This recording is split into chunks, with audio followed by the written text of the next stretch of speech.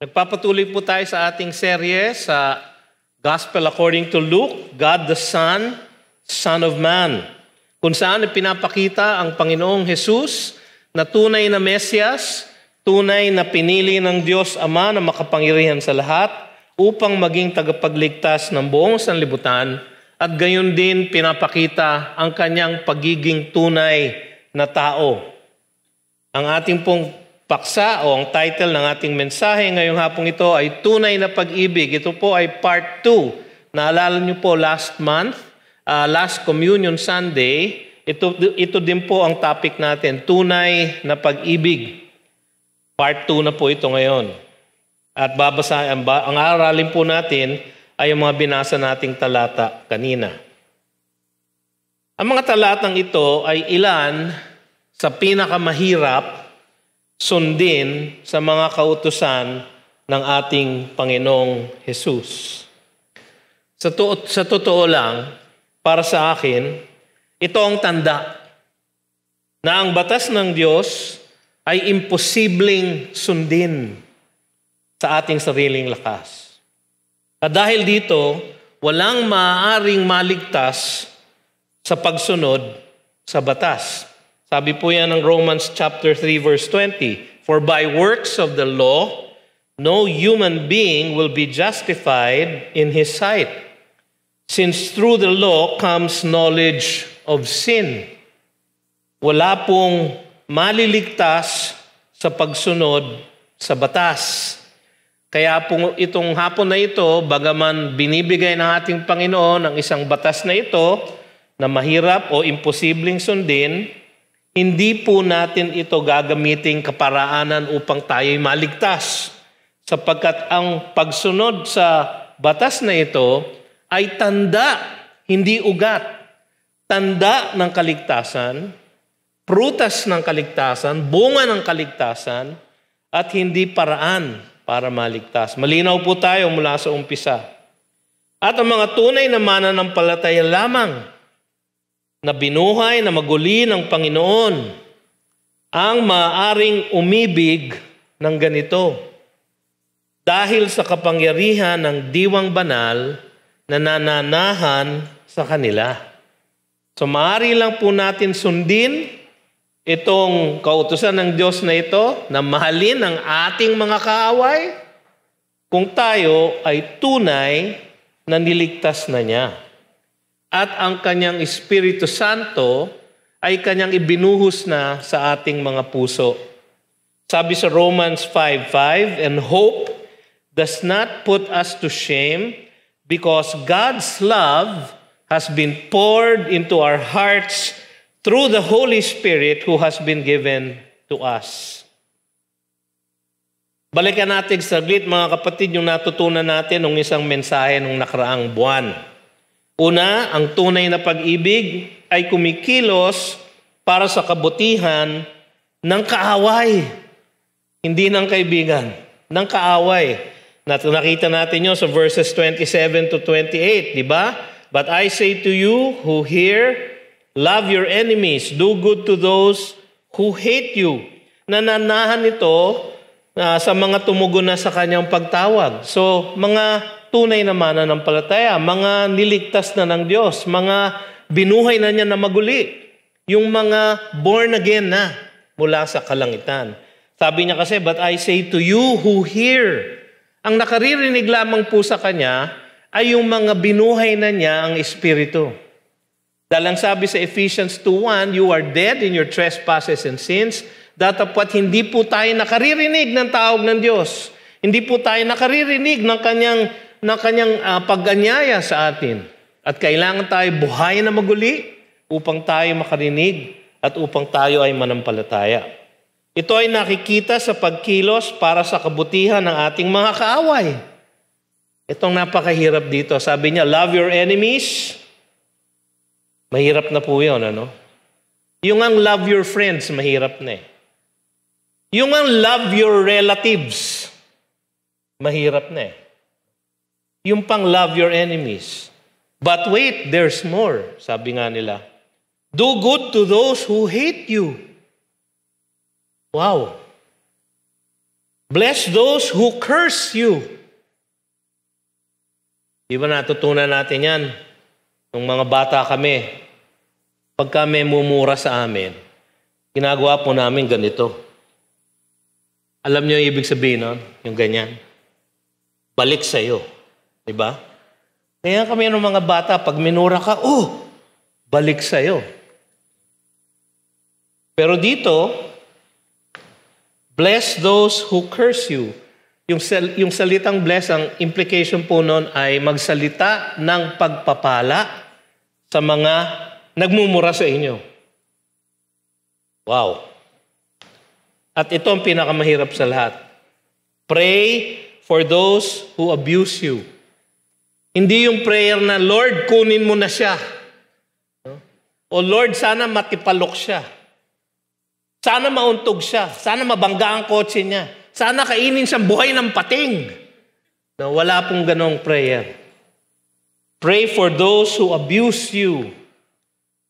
Inuusig ka na, nilalait ka na, ipananalangin mo ang kanilang kabutihan, ang kanilang pagpapala. Ganyan po ang kautusan. Pangalawa, natutunan natin last time, ang tunay na pag-ibig ay hindi gumaganti sa kasamaan ng kaaway. Nabasa natin yun sa verses 29 to 31. Ito ang inutos na tugon sa panggigipit. To the one who strikes you on the cheek, offer the other also. And from the one who takes away your cloak, do not withhold your tunic either. Give to everyone who begs from you, and from one who takes away your goods, do not demand them back.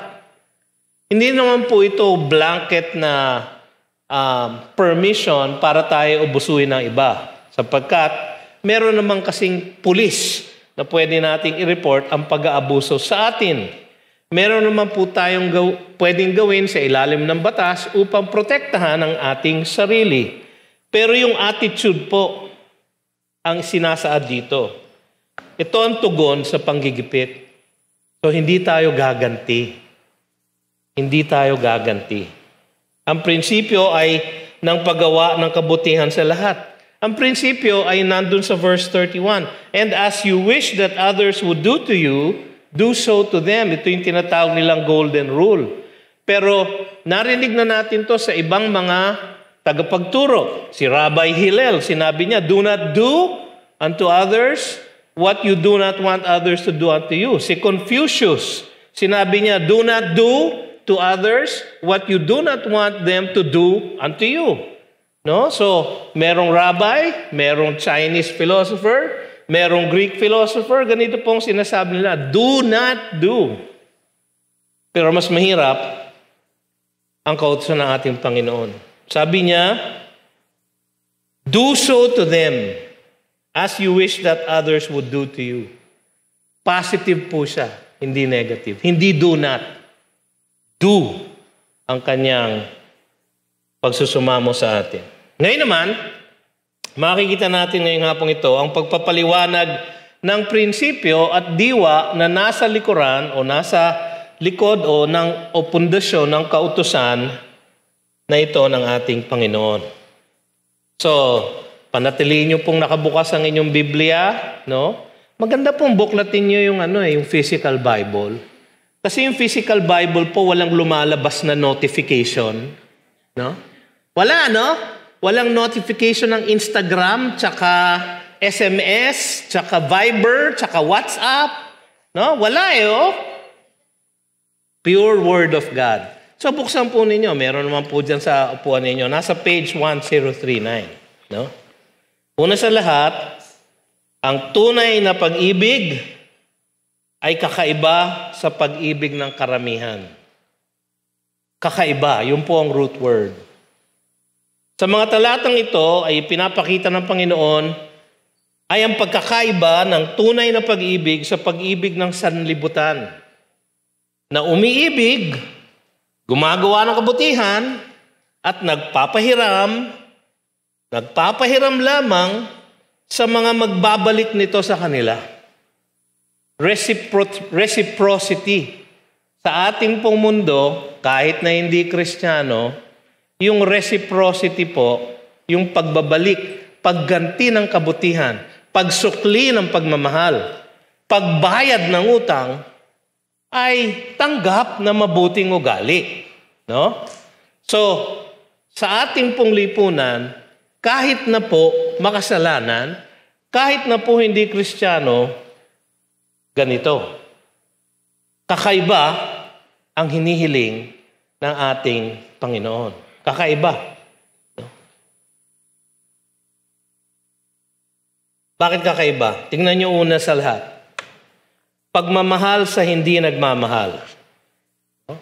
Pagmamahal sa hindi nagmamahal. If you love those who love you, what benefit is that to you? Sabi ng verse 32. For even sinners love those who love them.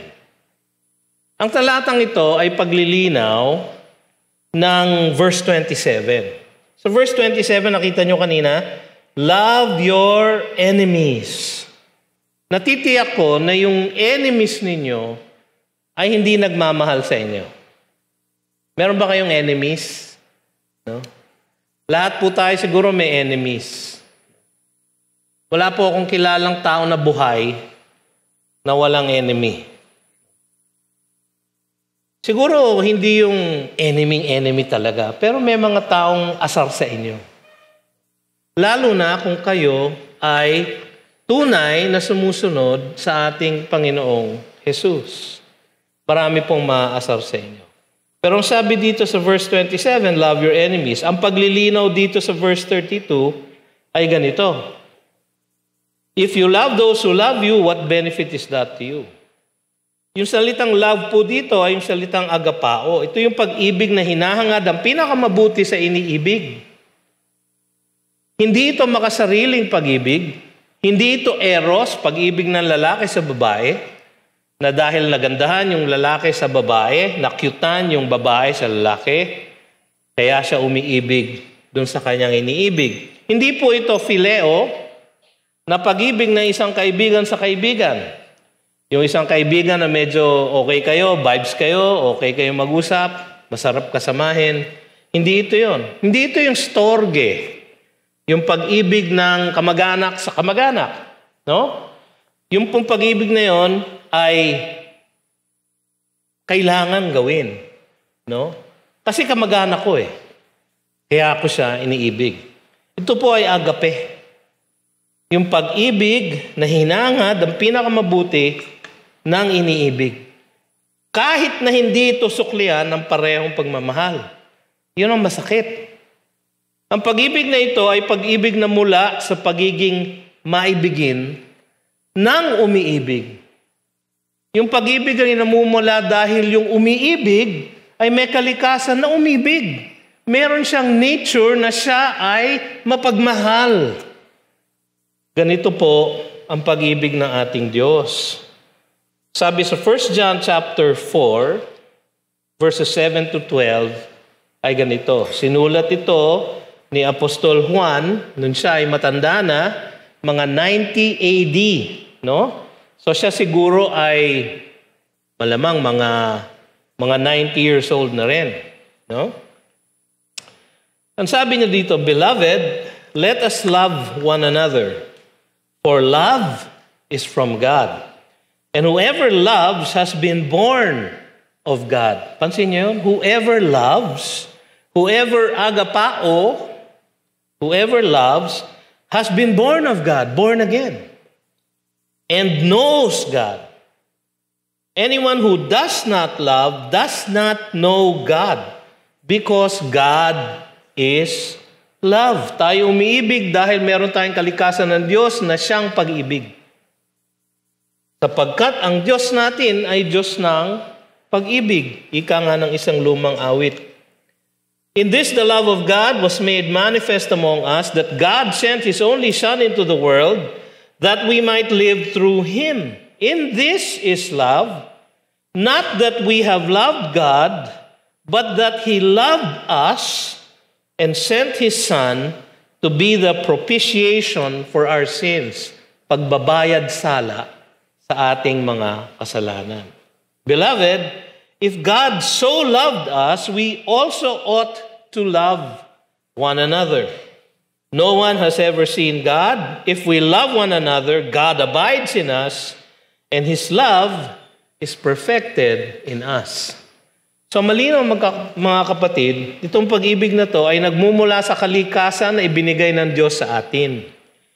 Ang sinners dito, sabi dito, for even sinners love those who love them. Yung salitang sinners dito ay yung hindi mananampalataya. In fact, para sa mga Hudyo, ang sinners ay synonymous sa tax collector. Sa ating lingwahe, BIR, examiner. No?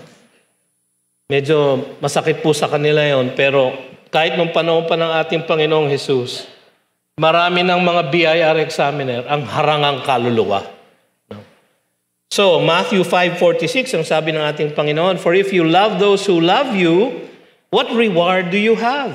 Do not even the tax collectors do the same?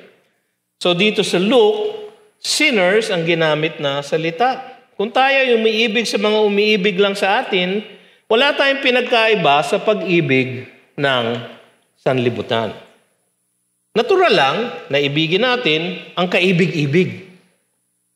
O yung umiibig sa atin. Natural lang yon. Ang hinihingi dito ng Panginoon ay supernatural. Hindi natin kayang gawin kung hindi tayo ligtas at pinananahanan ng kanyang diwang banal. Bakit ko nasabi yun? Kasi ang sabi dito, what benefit is that to you? Hinanap ko kung ano ibig sabihin ng salitang benefit. No? Sa salitang Griego, yung salitang yun ay charis. Kung alam niyo po ang inyong mga Biblia, yung charis po ay salita for grace. So kumbaga, pwede mo i-translate ito na what grace is that to you? What gift is that to you? What credit is that to you? Yung po ang pwedeng ipalit dito sa salitang benefit. Sabi sa Strong's Dictionary, this is the divine influence upon the heart and its reflection in the life. Ito ay nagmumula sa divine. Ito ay grace of God na ipinakita sa isang makasalanan na niligtas niya, na kung saan yung makasalanang yon ay ipinapakita yung kanyang grace sa kanyang buhay. So nung sinabi dito, what benefit is that to you? Ang sinasabi nito ay ito, kung tayo ay umiibig lang sa umiibig sa atin, wala tayo nung grace na mula sa Diyos na lumalabas sa ating buhay. There is no benefit. Wala tayo nung gift na yun. Kahit nga daw ang mga tax collectors ay tinuturing na pinakamasama na ng mga Hudyo ay umiibig din sa umiibig sa kanila. Totoo naman. Kahit yung mga BIR examiner ngayon na halangang kaluluwa, mahal ang kanilang mga asawa, mahal ang kanilang mga anak. Kahit mga kriminal, may minamahal ang nagmamahal sa kanila. So walang pagkakaiba kung tayo nagmamahal lamang sa nagmamahal sa atin. Walang pagkakaiba ang ating buhay sa mga hindi mananampalataya. Walang bisa, walang benepisyo ang ating testimonyo sa iba. Yun ang sinasabi dito. What benefit is that to you? Anong pinagkakaiba mo sa iba? Kung ang lahat ay umiibig sa mga umiibig sa kanila, what difference does it make? What difference does your life make? Ang sagot ni Jesus dito, wala. Wala kang pagkakaiba. Para ka lang tax collector. Wow, masakit yun. Ang pag-ibig sa ating mga kaaway na taos puso, sabi sa verse 27, di ba? Do good to those who hate you, bless those who curse you, pray for those who abuse you. Yan ang kakaiba sa pag-ibig ng sanlibutan. Tanging ang mga ipinanganak na muli ng Panginoon ang umiibig ng ganyan. Ang isang tao na hindi pa ibinubuhay na maguli ang kanyang kaluluwa at nananatiling patay sa kanyang kaluluwa dahil sa kanyang mga kasalanan, dahil hindi pa siya ligtas, ang isang taong ganon ay hindi maaaring umibig ng ganito. Yung paggawa, yung pag-ibig na nagmamahal sa hindi nagmamahal sa atin. Ang tawag ng mga Tagalog movies dito, pag-ibig na sawi. Diba? Yung nagmamahal ka sa hindi nagmamahal sa'yo. Sinasamba mo pero hindi ka pansin. Diba? Parang sinusundan mo ang kanyang bawat yapak. Pero para kang inaapakan lang. Niyuyurakan. Ganun po. Pwede ba kayo magmahal pagka ganon? Yun po ang hinihingi. Pangalawa, paggawa ng mabuti sa hindi pakikinabangan. Yun ang sabi ng verse 33. And if you do good to those who do good to you, what benefit is that to you? Ayun na naman yung salitang yun. For even sinners do the same. Ang talatang ito ay paglilinaw din nung sinabi sa verse 27. Sabi sa verse 27, love your enemies, do good to those who hate you. So those who hate you ay yung mga taong walang balak na gumawa ng mabuti sa iyo. So if you love only those who do good to you, walang pagkakaiba. Yun ang sinasabi ng Panginoon. Ang sinasabi dito ay actually binigyan niya ng ilustrasyon nito sa Luke chapter 14 verses 12 to 14.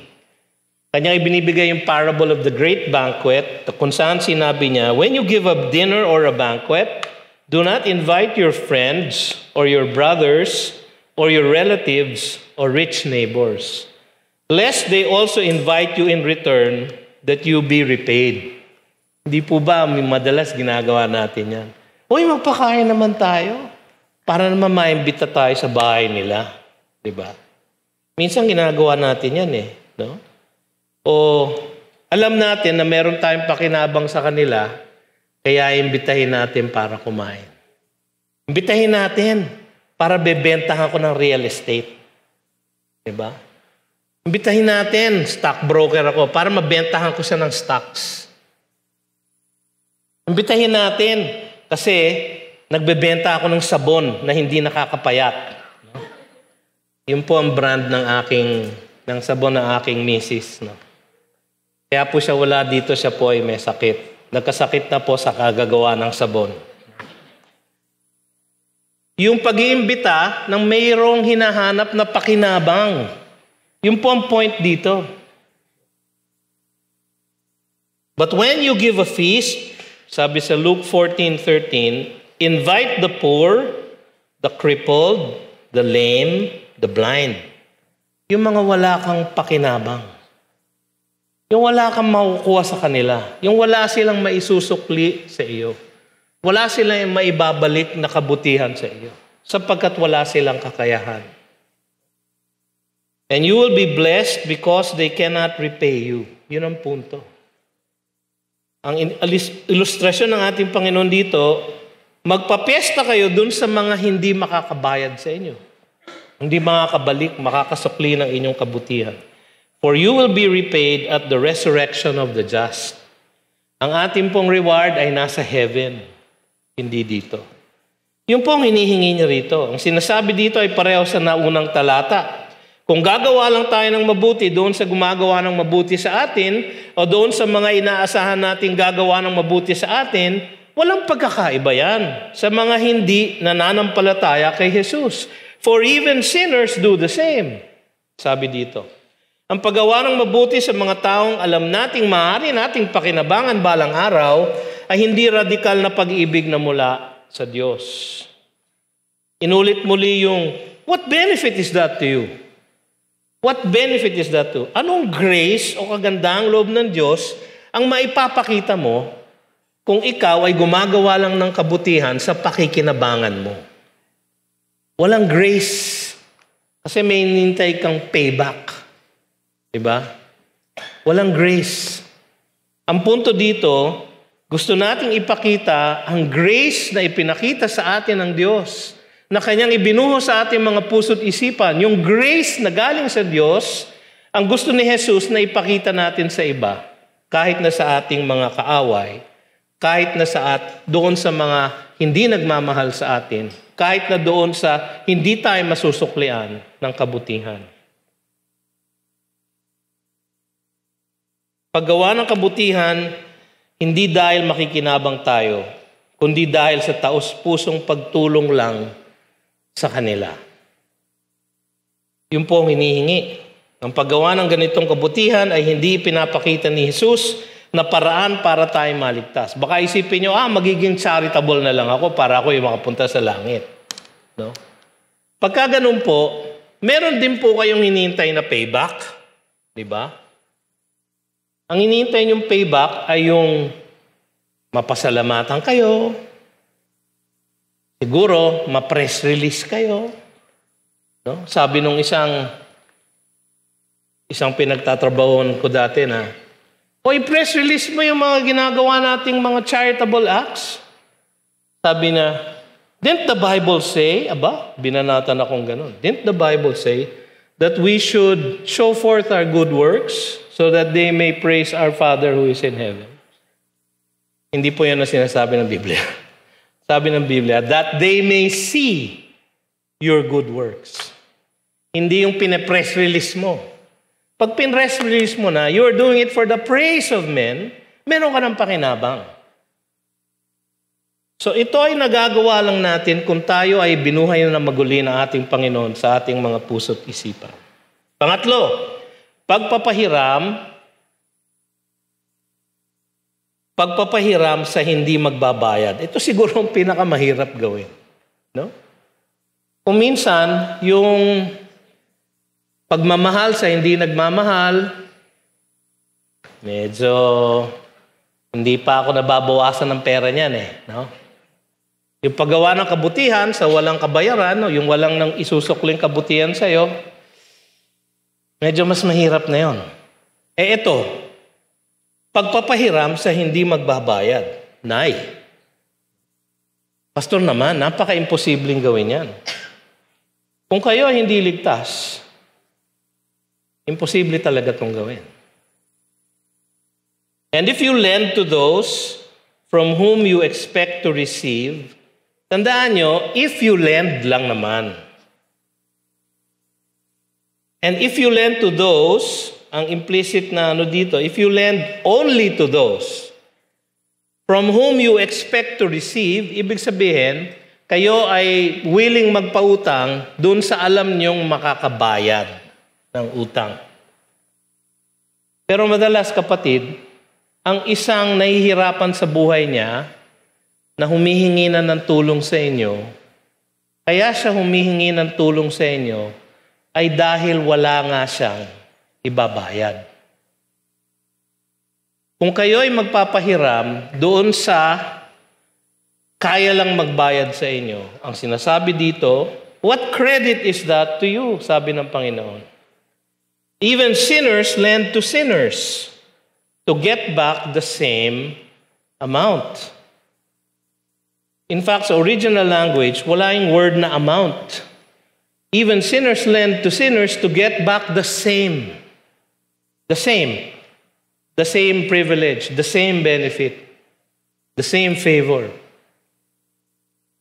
Ito naman yung paglilinaw sa verse 30, kasi sa verse 30, sinabi ng Panginoon, give to everyone who begs from you, and from one who takes away your goods, do not demand them back. Ito yung mga taong talagang grabe ang pangangailangan, na kailangan nilang kumuha ng isang bagay, o humiram ng isang bagay, o humiram ng salapi sa inyo. Ang konteksto ay ang pagtulong sa kapwa na may lehitimong pangangailangan. Meron po talaga nang-aabuso ng ating kagandahang loob. At madalas hindi natin alam kung sila ay nang-aabuso lang o may tunay na pangangailangan. Kaya kung minsan kailangan magtanong-tanong. Marami na, at malungkot man sabihin, marami sa loob ng church ang napakahilig umutang dahil alam nila na mabait tayo at hindi tayo maniningil. Kasi nga may kautusan na ganito Nako, ganun pala doon sa GCF, no? Pag nagpahiram, pwede nang hindi magbayad. Pero sa book of Proverbs, ang sinasabi doon, if you borrow and you do not pay back, you steal. Uy, pag nanakaw yon, kapatid. No? Pero kung minsan, inaabuso tayo, ang sinasabi ng Panginoon dito, kung abusuhin man kayo, hayaan nyo nang maabuso kayo. Basta makatulong lang. Give to everyone who begs from you. Yung paghingi ng tulong ng isang tunay na nangangailangan. Sabi niya sa Matthew 5:42, parallel verse po nitong Luke 6, give to the one who begs from you and do not refuse the one who would borrow from you. Ang implikasyon po ay may pangangailangan na lehitimo. Ang pagpapahiram sa mga nangangailangan ay kasama sa mga kautusan ng Diyos sa Israel upang maibsan ang problema ng kahirapan sa kanilang kalagitnaan. Sabi sa Deuteronomy 15, verses 7 to 11 ay ganito, if among you, one of your brothers should become poor in any of your towns within your land that the Lord your God is giving you, you shall not harden your heart or shut your hand against the poor brother. But you shall open your hand to him and lend him sufficient for his need. Sufficient for his need. Dapat merong need. At ang ibibigay nyo, ipapahiram nyo, ay sapat para sa kanyang pangangailangan. Walang labis, walang kulang. Whatever it may be, take care lest there be an unworthy thought in your heart and you say, the 7th year, the year of release is near. Meron kasi silang 7th year na kung saan ang lahat ng utang balik sa zero. No? Kaya hindi ako magpapahiram and give him nothing and he cry to the Lord against you and you be guilty of sin. You shall give to him freely and your heart shall not be begrudging when you give to him. So hindi yung, ayan na nga. Sige na nga, pautangin na nga kita. Grabe. Yung gano'n. Dapat hindi daw grudging when you give to him. So kung magpapautang ka, eto kapatid, isampal-sampal mo sa mukha niya. Hindi, huwag gano'n. Huwag gano'n, ha? Huwag grudging. Because for this, the Lord your God will bless you in all your work and in all that you undertake. For there will never cease to be poor in the land.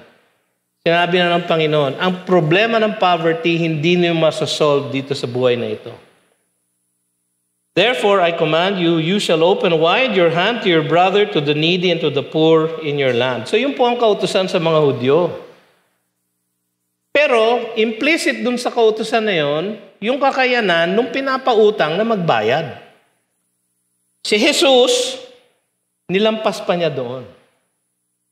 And if you lend to those from whom you expect to receive, walang pinagkaiba ito sa mga makasalanan. Sabi niya, even sinners lend to sinners to get back the same amount. At muli, hindi tayo makikitaan ng kagandaang loob. What credit is that to you? Same word, charis. What grace is that to you? Anong grace ang pinapakita mo? Hindi magagamit ang ating buhay upang ipakita ang pag-ibig ng Diyos sa iba na hindi pa nakakakilala sa Kanya. Ang tunay na pag-ibig ayon sa ating Panginoon ay nagpapahiram kahit na sa walang kakayanan magbayad. Mga kapatid, mahirap sundin ito. Kaya nga ang sabi ng Panginoon, and if you lend. Hindi when you lend. In other words, hindi nyo kailangan magpahiram kung wala namang kayong ipapahiram. No? At yung merong ipapahiram, yun ang kanyang kausap dito. Kung magpapahiram kayo dun sa makakabayad lang, walang pinagkaiba yun sa ginagawa ng makasalanan. Ang prinsipyo ay pareho pa rin. Ang mga tunay na ligtas kay Kristo Jesus ay hindi naghihintay ng sukling pag-ibig, sukling kabutihan, o sukling kabayaran. Pangalawang katotohanan sa hapong ito. Ang tunay na pag-ibig, Hindi lang katulad sa pag-ibig ng karamihan, kundi ay katulad sa pag-ibig ng ating Ama sa kalangitan. Ito ang mahirap. Ito ang imposible. Kung hindi nananahan sa inyo ang Espiritong Banal ng ating Diyos Ama na makapangyarihan sa lahat, ng ating Diyos sa kalangitan, kung hindi nananahan sa atin ang Kanyang Espiritu, hindi natin kaya ito. Ang batayan ng tunay na pag-ibig para sa mga niligtas na ng Panginoon ay ang pag-ibig ng Diyos, hindi ang pag-ibig ng sanlibutan. Una sa lahat, makakaasa tayo ng kalwalhatian sa piling ng ating Ama na nasa langit. Para dun sa mga hindi nakakaintindi ng Tagalog, we can hope for glorious reward in heaven. O yan ha, translate ko na para sa inyo. Yung mga apo ko kasi nandito. Mahina sa Tagalog. Kaya, translate ko na. Okay. But love your enemies, sabi niya, and do good and lend. So, sinamarize niya yung command.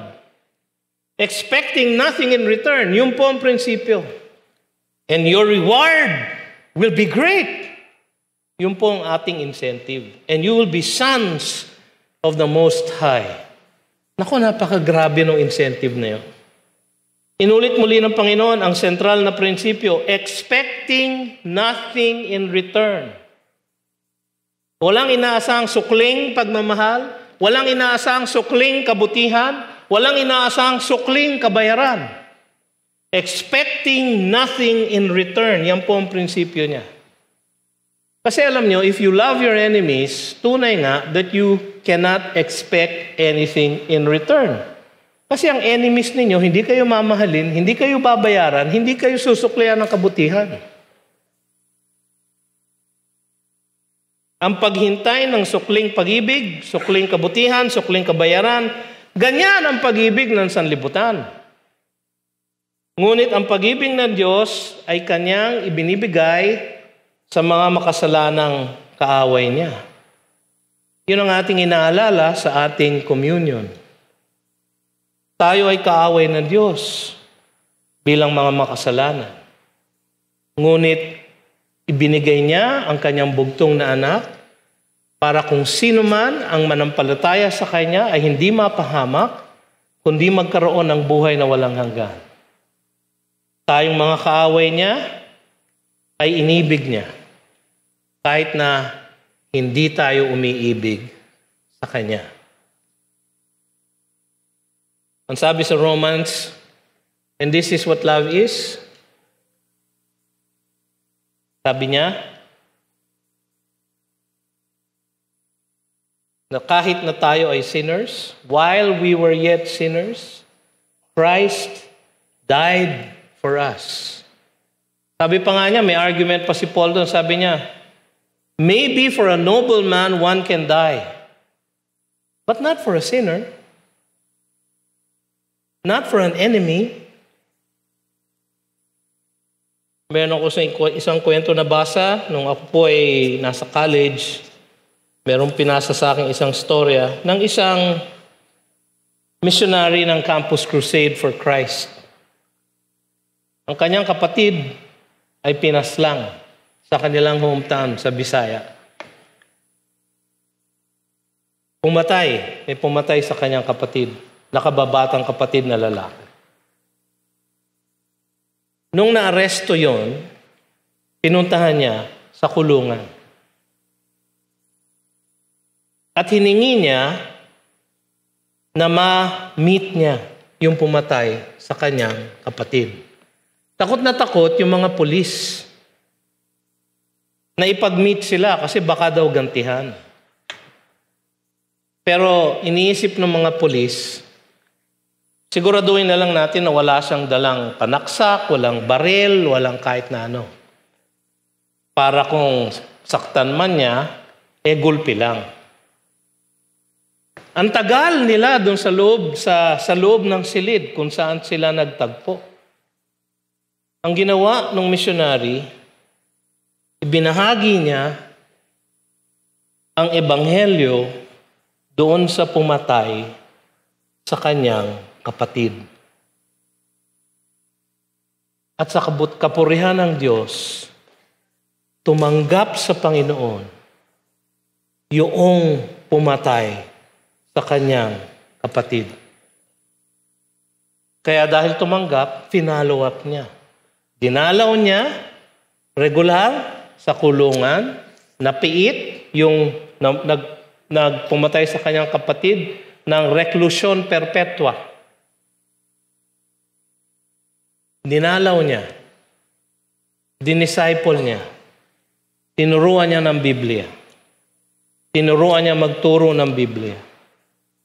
Yung pong pumatay na yon, naging pastor sa loob ng kulungan, nagumpisa ng Bible study, at marami pang iba ang naligtas dahil sa kanya. Dahil sa kanyang good behavior, siya po ay pinalaya nung siya ay may katandaan na. At siya ay naglingkod doon sa church na pinagpapastoran ng missionary na nag-share ng gospel sa kanya. Napakagandang kwento, di ba pa? Hindi po ganyan ang pag-ibig ng sanlibutan. Noong 1950s, meron isang tanyag na kwento ng mga misyonero nagpunta sa isang tribe sa Latin America. Nakalimutan ko na ang pangalan ng tribe, pero ang pangalan ng missionary si Jim Elliot. Naging tanyag yung libro ng kanyang asawa, Through Gates of Splendor, ni Elizabeth Elliot. Ang sinulat niya ay ang kwento ng kanyang asawa na si Jim Elliot. Siya ay nagpunta doon sa tribe na yon upang sila ay bahaginan ng ebanghelyo ng kaligtasan. At dahil sila ay primitive tribe, sa kanilang paglapit sa kanila, lahat ng misyonerong yon ay pinatay. 3 years old pa lang po ang anak ni Jim Elliot nung siya ay paslangin. Yung kanyang asawa, si Elizabeth Elliot, at yung mga asawa ng mga misyonerong pinatay ay hindi tumigil sa pag-outreach doon sa tribe na yon. At sila ay patuloy na nanalangin, nagpunta, nagserbisyo, hanggang sa ang ilan sa mga miyembro ng tribe na yon ay nakakilala sa Panginoong Hesus. Yung pong pumatay sa kanyang asawa ang naging pastor ng tribe na yon. Yung isang kasama niya na naging elder ng church na yon, meron ding isang misyonero na kasama ni Jim Elliot na napatay. Siya po ang parang naging lolo, adopted lolo, ng mga apo nung pinatay niyang misyonero. At sa isang pagkakataon, nung graduate yung apo nung isang misyonerong pinatay niya sa high school, ginawa nila ng paraan upang itong adopted lolo nila, na pumatay sa kanilang lolo, ay makapunta sa kanyang graduation sa Estados Unidos upang siya ang tumayo na lolo sapagkat pinatay niya yung lolo nila. Ganyan po ang pag-ibig ng Diyos. Hindi ko na po kailangan i-describe sa inyo kung anong ginawa ng Panginoon upang tayo ay kanyang iligtas. Wala tayong karapatan na maligtas niya. Tayo'y patay sa ating mga kasalanan. But God, sabi sa Ephesians 2:4, because of His great love and mercy, made us alive in Christ. By grace are you saved, and seated us in the heavenly realms with Christ. Tayo mga kaaway niya. Tayo'y pareho ng mga primitive tribes na yon sa Inca warriors. Tayo ay pareho nung pumatay sa kapatid ng misyonero. Mga mamamatay tao tayo. Wala tayong karapatan na mahalin. Ngunit tayo ay kanyang minahal. Ang pangako dito ay ganda. Kasi napakahirap nung pinapagawa. At ito ay magagawa lamang, katulad ng sinabi ko kanina, kung tayo ay tunay na ipinanganak na muli ng ating Panginoon sa ating mga puso. Sapagkat sa ating sariling lakas at sa ating laman, hindi natin kaya na magmahal ng hindi magmamahal sa atin. Hindi natin kaya na magbigay ng kabutihan sa hindi magbibigay ng kabutihan sa atin. Hindi natin kaya na magpahiram sa hindi magbabayad sa atin. Sabi nga ninyo, Pastor, napaka-imposible niya. But with God, nothing is impossible.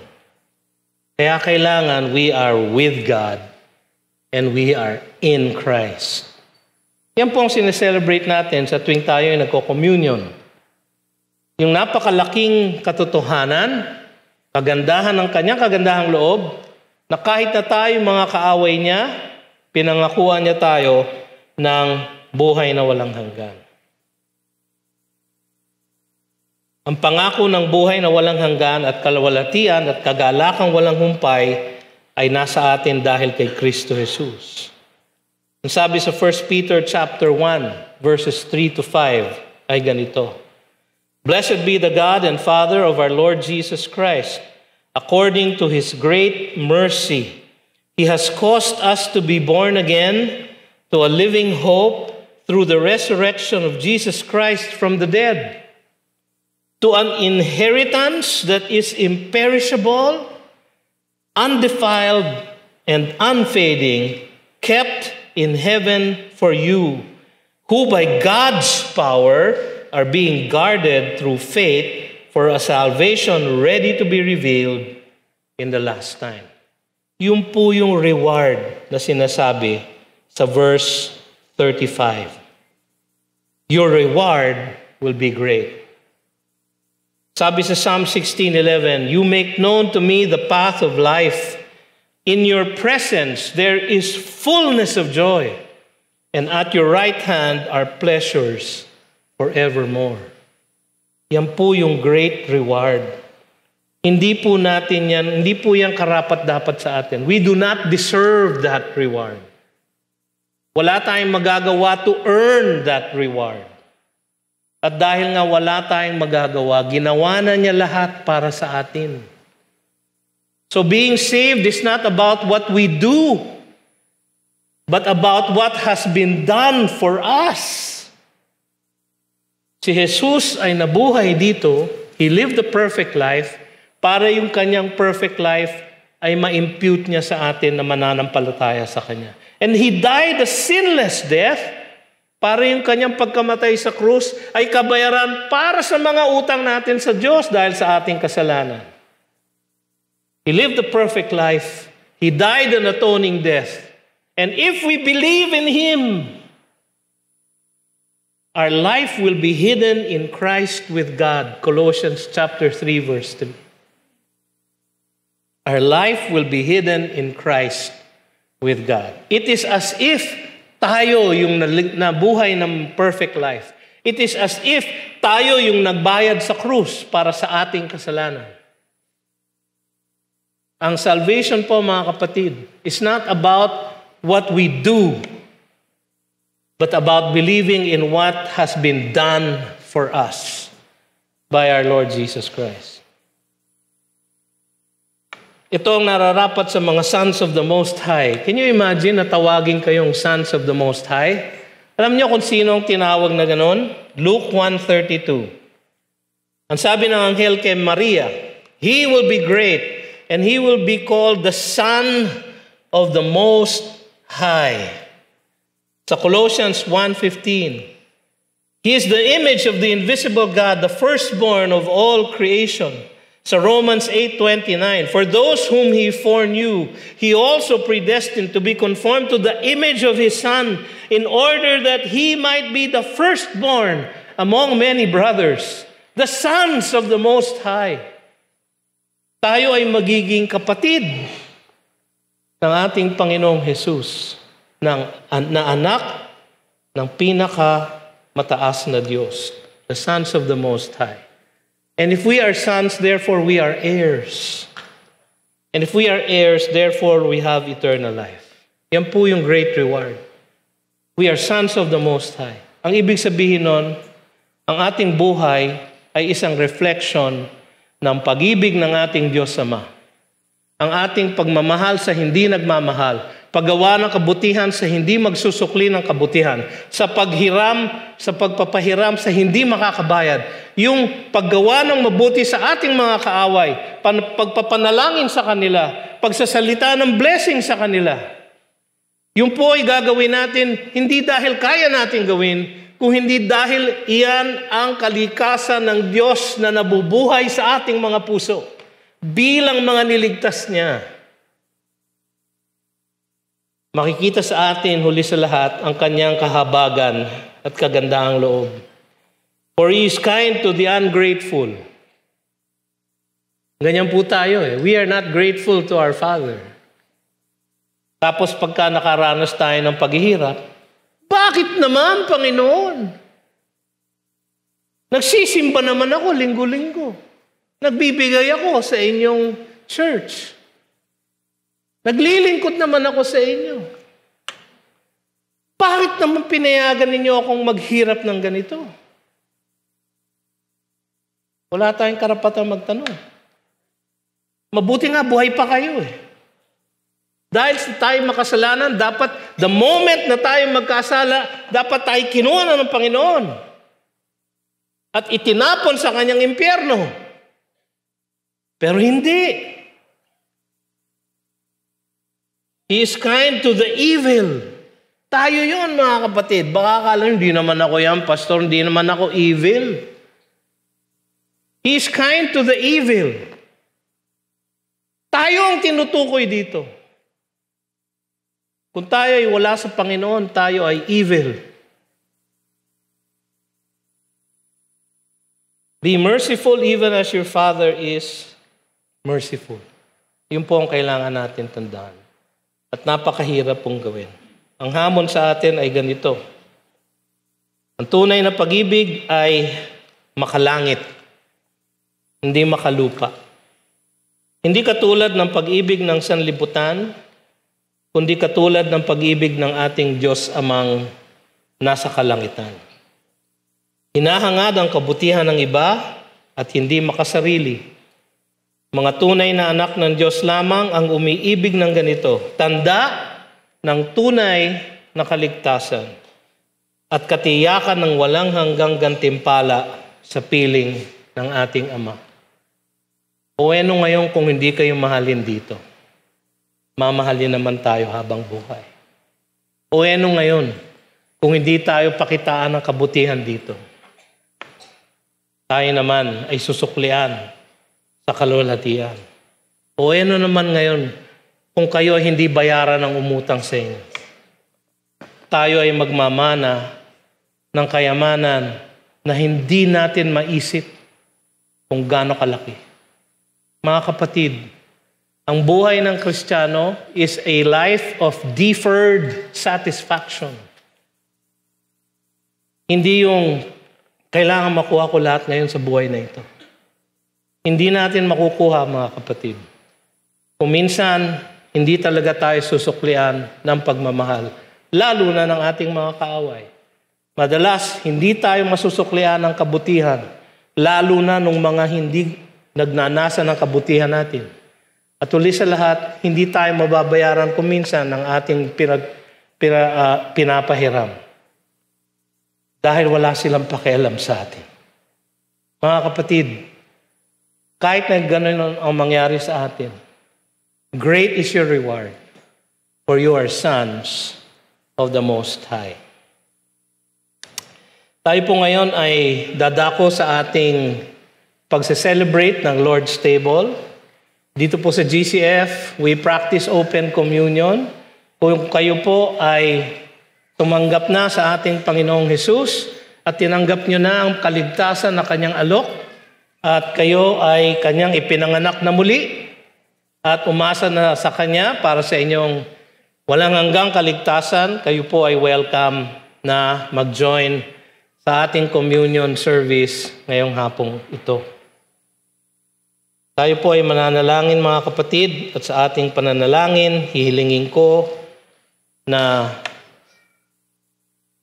ipangumpisal natin mga kapatid ang ating mga pagkukulang sa ating Diyos sa oras na ito. Sa katahimikan ng ating mga upuan, let us, in silent personal prayer, confess our shortcomings to the Lord.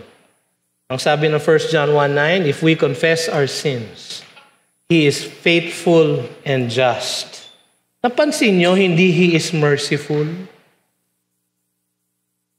He is faithful and just. Bakit? Sapagkat binayaran ni Jesus ang ating kapagkakasala sa krus. Kaya God has to be faithful and just sapagkat tinanggap na niya ang sacrifice ng ating Panginoong Jesus sa krus. Ang kanyang nasirang katawan, ang kanyang umagos na dugo na ating sineselebrate sa mga elemento ng Lord's table ngayong hapong ito. Tayo po'y mananalangin at mananahimik sa ating pangungumpisal sa ating Diyos. O Panginoong Diyos na makapangyarihan sa lahat, kayo ay banal, banal, banal. Kayo ang Panginoon ng mga hukbo. Kayo ang lumalang ng langit at lupa. Ngunit sa inyong kagandaang loob, kami ay inyong niligtas. Ipinadala ninyo ang inyong bugtong na anak na si Jesus upang mabuhay ng ayon sa inyong kautusan ng walang kasalanan at upang mamatay para sa kabayaran ng aming mga kasalanan. Kaya Panginoon, sa aming pananampalataya sa Kanya, kami rin ay matuwid sa inyong paningin at bayad sa lahat ng aming pagkakautang sa inyo.